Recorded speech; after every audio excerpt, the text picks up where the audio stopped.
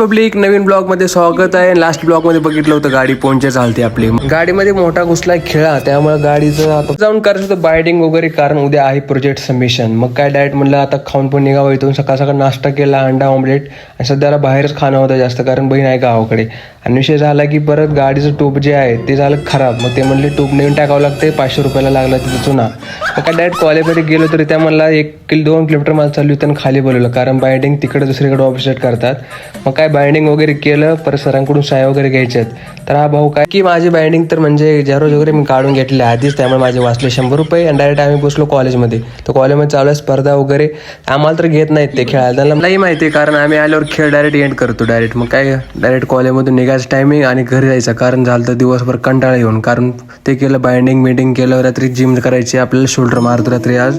आणि काही निघणार आहे 1-2 दिवसामध्ये गावाकडे, त्यामुळे गावाकडील ब्लॉग घेतील तुम्ही बघा. ते गावाकडे शेतामधले ब्लॉग टाकणार आहे मी 1-2. आणि चला आता मग राहतोय घरीच राहता बघितलं का शोल्डर वेगळ्या पद्धतीने मारतोय हा भाऊ. चला म्हणलं आता काय असू द्या. रात्री मला कुत्रं माझ्या आलतं मागं म्हणलं त्याला एक बिस्कुट पोचतो डायरेक्ट रूमवर, करतोय डाएट वगैरे. भेटूया पुढच्या ब्लॉगमध्ये. ब्लॉग आला असं लाईक करा, फॉलो करा, शेअर करा, सबस्क्राईब करा. Bye bye.